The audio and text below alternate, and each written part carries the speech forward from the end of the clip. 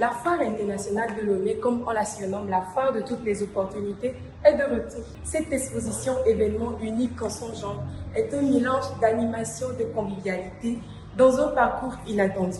Mesdames et messieurs, chers téléspectateurs, bonjour et bienvenue dans votre émission Au quart de tour.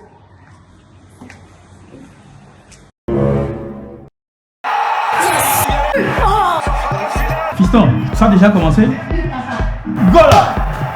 Penalty! Oh! Fiston, tu attends ce cri? Voisin, désolé pour le dérangement, mais il y a eu des laissages dans tout le quartier. Mais chez tu as l'électricité, quel est ton secret? Mon secret, c'est le groupe électrosolaire de Kia Energy Group.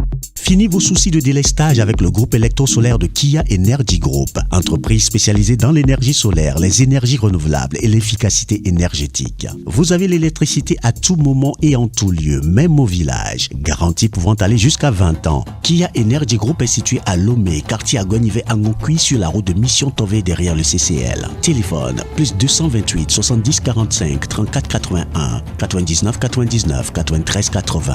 Email info@kia-energy.com. Kia, move beyond the sky. Alors, bonjour Monsieur Yakbe. Oui, bonjour Madame Adjaï, comment vous allez? Je vais bien, j'espère que vous allez bien aussi. Je vais bien aussi, merci. Alors, la foire internationale de Lomé est de retour après 2 ans de pause due à la pandémie coronavirus. Est-ce que vous confirmez que cette messe foraine aura bel et bien lieu? Alors, merci beaucoup Madame Adjaï. Comme vous l'avez dit vous-même, la foire est de retour. Elle est de retour après 2 années de suspension. Et la raison, vous l'avez évoqué déjà, c'est la pandémie avec ses accessoires de confinement par-ci et distanciation par-là. Tout ça là qui fait que donc, pendant les 2 ans passés, on n'a pas pu tenir de foire. Et cette année, nous constatons que la pandémie est un peu en régression. Donc, elle n'est plus virulente comme auparavant. Mais aussi, les autorités se sont rendues compte qu'il faut que l'économie aussi commence à bouger maintenant. Donc, d'où les instructions nous ont été données donc, de pouvoir tenir cette 17e édition de la Foire internationale de Lomé. Donc, c'est pour vous dire clairement que la fête aura bel et bien lieu. Justement, parlez-nous du niveau des préparatifs de cette foire qui s'ouvrira à partir du 30 novembre prochain. Et effectivement, les préparatifs sont en cours actuellement. Alors, si vous faites un tour, si vous passez devant le centre des expositions, si vous passez devant le CETEF ces derniers temps, vous allez voir qu'il y a d'importants travaux qui se font. Et si vous rentrez sur le site même, il y a vraiment, le site est en train de faire sa toilette pour être prête pour ce festin. Donc, les préparatifs vont bon train. Et actuellement, je peux vous dire que les stands sont déjà cédés à 95%. Wow. Ouais. Alors, c'est pour vous dire qu'après la suspension, l'affluence est vraiment à remarquer cette année. Donc, tout le monde veut reprendre renouer avec les activités économiques. Donc, d'où les stands actuellement, en tout cas, sont quasi terminés. La vente est quasi terminée. Donc, c'est pour vous dire que les préparatifs vont bon train. Et tout ce que nous devons faire pour apprêter le local, les locaux pour le jour J. Donc nous sommes en train de travailler d'arrache-pied pour que le site soit vraiment prêt pour le 30 novembre. Alors, l'une des innovations introduites cette année est que le processus d'acquisition des stands et l'achat des tickets se fera via le digital. Qu'est-ce qui explique ce choix? Alors, effectivement, vous avez raison. Nous sommes dans un processus de digitalisation de tout le process même de l'organisation de la foire. Ce n'est pas seulement les stands ou la billetterie, mais l'organisation même de fond en comble, nous sommes dans un processus de sa digitalisation. En tout cas, telle est l'orientation qui nous a été donnée par notre hiérarchie de digitaliser. Alors, vous voulez savoir la raison pour laquelle nous sommes dans ce processus de digitalisation. D'abord, quand il y a digitalisation, ça facilite la vie aux citoyens. Ça facilite la vie aux citoyens, c'est-à-dire que vous n'avez plus besoin de vous déplacer forcément avant d'acquérir votre stand. Vous n'avez plus besoin de venir sur le site avant d'acheter votre ticket d'entrée. Donc, cette digitalisation permettra de pallier à certaines difficultés qu'on a toujours remarquées. Vous n'êtes pas sans savoir que les dernières semaines de foire, vraiment, le centre fait son plein et c'est interminable qu'on n'arrive pas à gérer. Alors l'affluence et les longues queues sont dues au fait que les gens doivent s'aligner avant de pouvoir acheter leur ticket. Les gens doivent s'aligner avant de pouvoir rentrer sur le site. Donc c'est tout ça là, tous ces problèmes qu'on a voulu résoudre en digitalisant un tant soit peu donc tout le processus. Premièrement, l'acquisition des stands. Donc nous sommes en train c'est presque fini, hein. Tout le site est numérisé. Le site est numérisé de sorte que dès que ça sera lancé, de sorte qu'en rentrant sur le site, vous pouvez cliquer et savoir qui a occupé telle place. Vous pouvez même trouver le nom de l'entreprise qui a occupé la place et tout. Et les stands qui ne sont pas encore vendus, dès que vous rentrez, si la place est grise, ça veut dire qu'elle est vendue. Si elle n'est pas grise, c'est qu'elle est encore disponible. Donc vous pouvez cliquer, avoir les informations, le prix et tout, et vous cliquez dans la partie là où vous voulez réserver, et ça vous renvoie sur une autre plateforme de paiement, et vous payez, et puis c'est bon. Donc de la même manière, les tickets aussi sont digitalisés cette année. Vous n'avez plus besoin forcément de venir sur le centre avant de pouvoir acheter votre ticket d'entrée. Vous pouvez depuis votre maison, j'ai l'habitude de dire depuis votre lit, hein, avant de dormir, vous pouvez déjà, ou bien le matin très tôt, vous pouvez déjà acheter votre ticket et venir directement rentrer sur le site de la foire. Voilà un peu le travail qui se fait en ce qui concerne la digitalisation donc, de l'organisation de la 17e édition. Oui, c'est vrai. Avec le numérique, tout le monde n'est pas au point toujours à ce jour. Est-ce que vous avez pris des dispositions particulières pour assister ceux qui ne sont pas habitués au numérique? Alors, effectivement, vous avez raison. Hein. Ce n'est pas tout le monde qui est vraiment habitué à manipuler les smartphones et tout. Alors, je précise que cette année, avec l'application WhatsApp, vous pouvez acheter votre ticket. Le processus sera décrit. En tout cas, il y aura des affiches dans la ville pour montrer les étapes. En 3 clics, vous avez déjà acheté votre ticket. Et si vous voulez l'imprimer, vous pouvez l'imprimer avec votre code QR. Si vous ne voulez pas l'imprimer, vous venez avec le code QR dans votre smartphone. On scanne votre code QR. Si c'est bon, vous rentrez sur le site.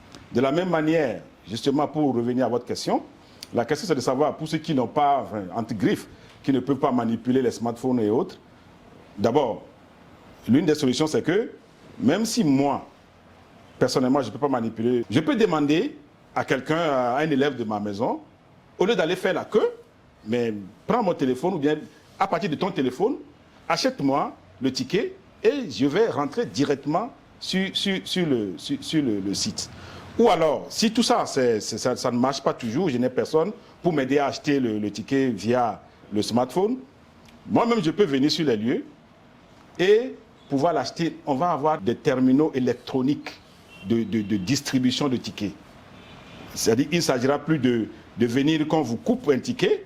Non, vous venez, il y a les vendeurs, nos vendeurs de tickets qui sont là et ils vont vous vendre le ticket justement via les terminaux. Les terminaux qui seront mis à disposition. Donc, vous arrivez et on vous donne l'argent, on vous imprime votre ticket, vous l'avez et on scanne le code QR et vous rentrez.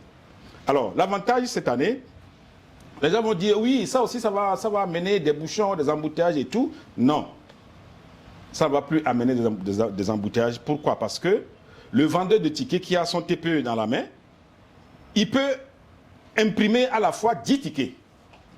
Il peut dire, je sélectionne le nombre de tickets que je veux imprimer, j'imprime 20 tickets à la fois. Ça veut dire, ceux qui sont alignés, je vous donne un exemple concret. Les gens, il y a une file qui est là. Alors, le vendeur de tickets qui a son terminal en main peut compter 1, 2, 3 jusqu'à 10. Donnez-moi l'argent, les 10. Et puis, il sélectionne, vous voulez imprimer combien de tickets? Je vais imprimer 10 tickets. Et les 10 tickets sortent en même temps et il leur donne leur ticket et il passe. Ils passent. Vous voyez, donc c'est pour que ça soit plus rapide en fait. Pour éviter les embouteillages, les bouchons, éviter les longues files d'attente au niveau de l'entrée. Donc voilà globalement comment ça se présente. Donc si vous ne pouvez pas vous-même acheter via votre smartphone, vous pouvez venir sur le site. Il y a des gens qui sont là, les vendeurs de tickets, qui sont là pour vous générer le ticket directement sur un terminal de distribution de tickets. Et en plus de cela, nous sommes en train d'envisager de mettre des points de vente en ville. Okay. Des points de vente. Les terminaux seront positionnés dans des endroits en ville pour permettre ceux qui ne peuvent pas utiliser leur smartphone eux-mêmes. Ce n'est pas sur le site que vous allez venir forcément vous aligner avant de pouvoir acheter le ticket. En venant, faites un crochet, peut-être dans un supermarché ou dans une station-service, vous faites un crochet et puis vous achetez votre ticket là-bas et vous venez directement vous rentrer. En tout cas, l'idée, c'est de pouvoir faciliter la vie aux visiteurs pour remédier un tant soit peu aux longues files d'attente qu'on voit souvent, surtout dans les derniers jours de la foire.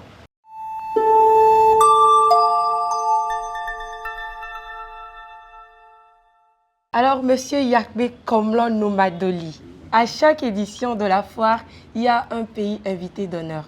Peut-on déjà connaître ce pays-là et quelles sont les raisons? Merci beaucoup, Josiane. Alors, oui, à chaque édition, effectivement, il y a un pays invité d'honneur. Et nous sommes donc dans le processus, mais ça dit que cette année, on va faire le focus sur la Turquie.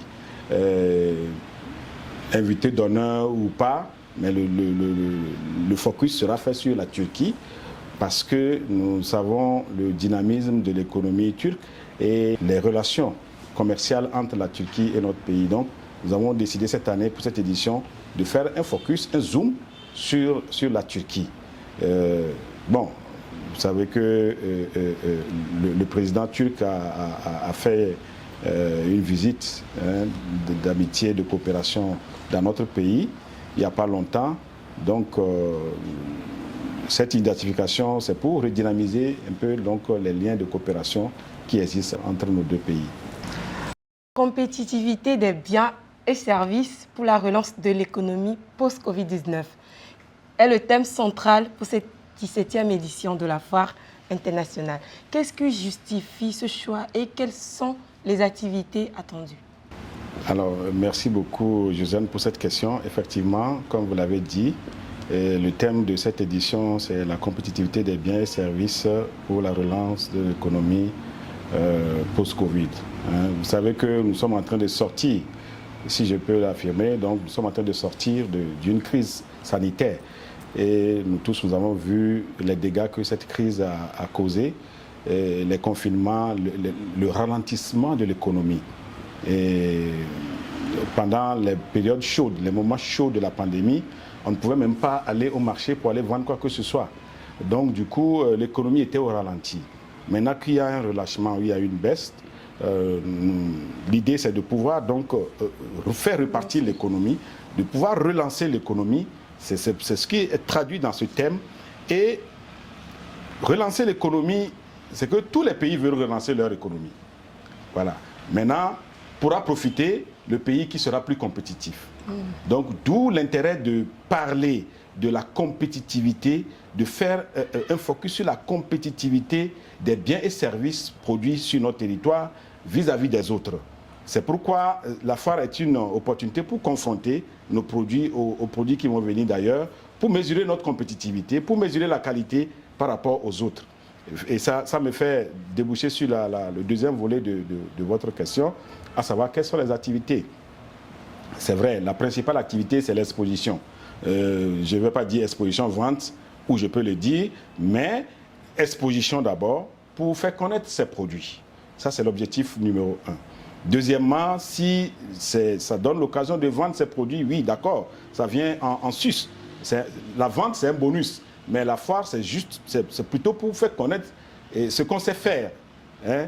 Donc, il y aura l'exposition, l'expo-vente, il y aura des panels de discussion sur justement qu'est-ce qui va faire la compétitivité de notre économie, qu'est-ce qui fait la force de notre économie, qu'est-ce que nous, Togolais, on peut vendre à l'extérieur, quelles sont les potentialités de notre pays pour attirer les investisseurs vers nous. Donc voilà les quelques panels que nous allons organiser pour donc agrémenter donc cette fête.